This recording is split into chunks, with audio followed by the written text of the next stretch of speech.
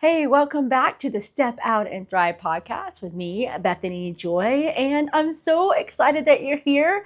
I want to introduce myself. I'm a certified mental health coach, and I work with people to dare to do more than just survive and to step out and thrive in their relationships and their calling.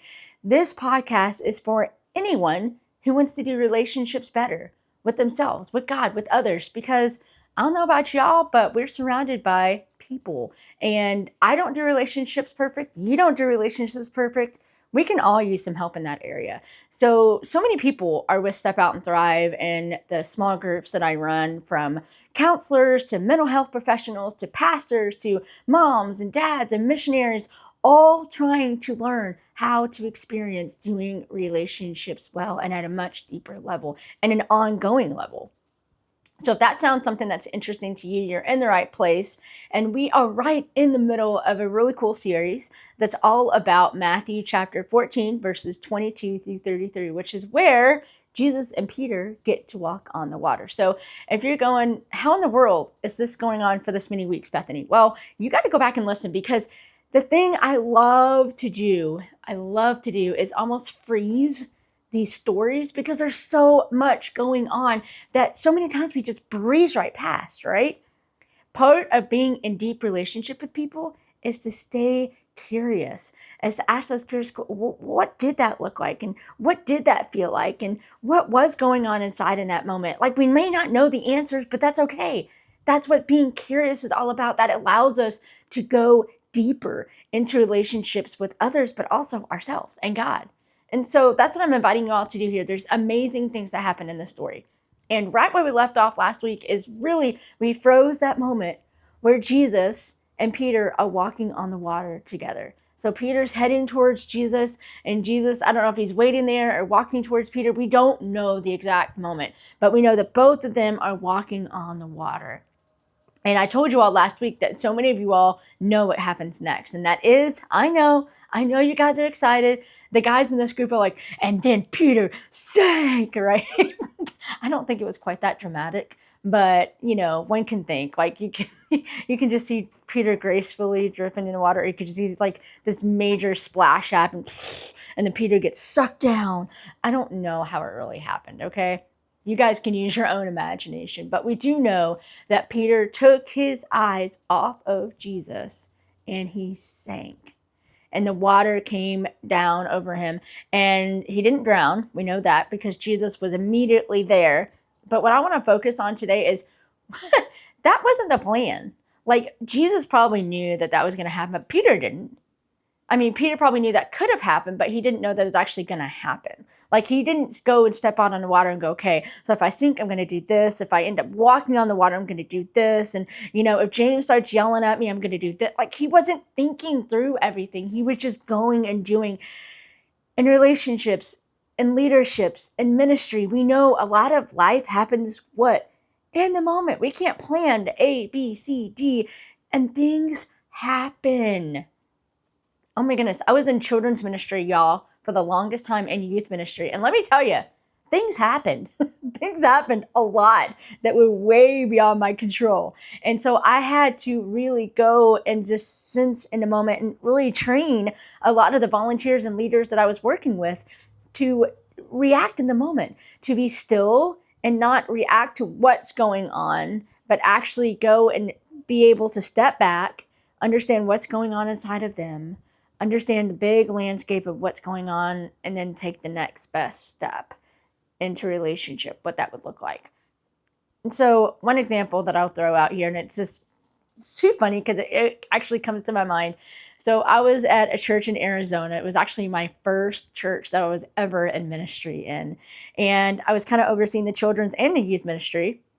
And one of the things that we got to do is we got to have a band come out and play at the church. And y'all, this was huge. This is like, it was Red. So you can Google the band Red, Decipher Down, which is kind of more famous now, actually. But this is back in the day when they were just being discovered. And so this is kind of like alternative hardcore music. The music at the church at the time was very traditional. So this was like way, way out of context. But my youth ministry, brain was like, yes, like more people can come and check out the church and get to know what we're about. Okay, so fast forward, the show is going on.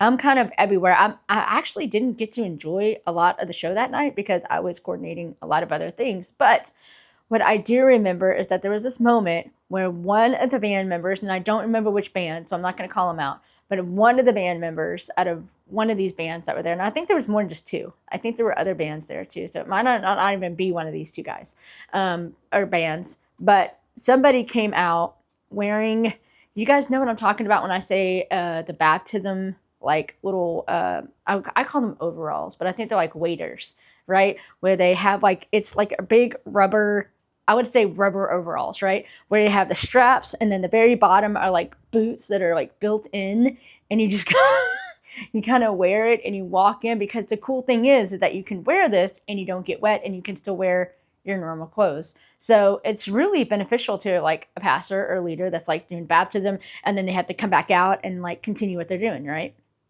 Awesome.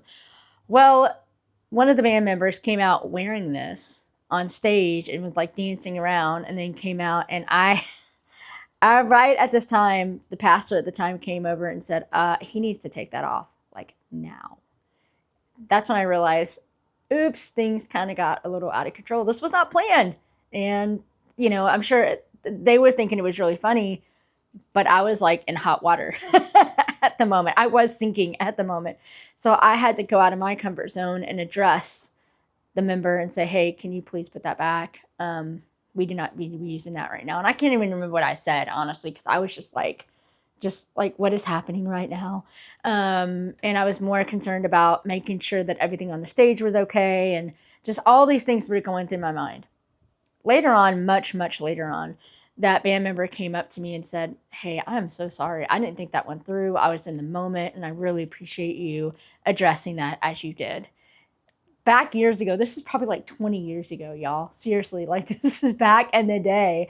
And some of you guys are like, wow, you're more than 20 years old. No, I'm just kidding. Anyway, this is back in the day, right? And this is before I really felt confident addressing issues like that head on.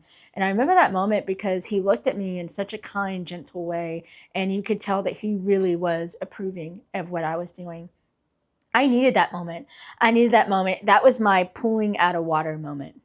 But I had that moment where things fell apart, and I had to be not necessarily okay with that, but I had to be ready to move through that.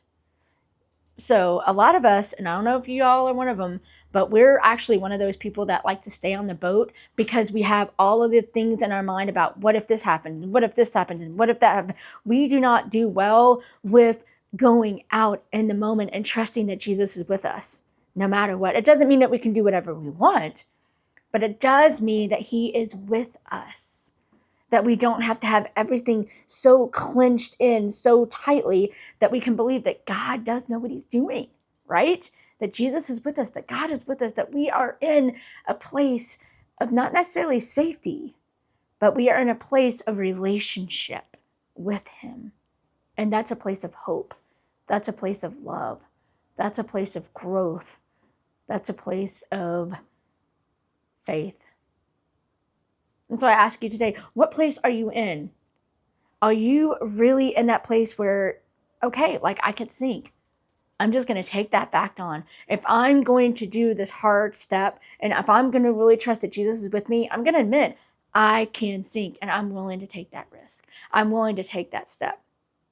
Where are you today in all of that? That is a relational concern that we're against. So are you on the boat? Are you walking on the water? Are you sinking? Where are you in all of that? And are you willing to take that next step, even if it does mean sinking? Because you know who's with you. Something for you to think about, something that you take away. I'd love to hear how this moment has struck you today. And if you'd like to share it with me, you can reach out as you download the Interactive Appreciation Workbook at thrivewithbethany.com. You can also find any of the resources and connect with me at bethanyjoy.fyi. Again, that's bethanyjoy.fyi. So excited that you are here today. I love that you're part of this amazing journey with us. And remember, dare to do more than just survive. Take a moment and be okay with sinking because you know who's with you. and step out and thrive. See you guys next time. Bye.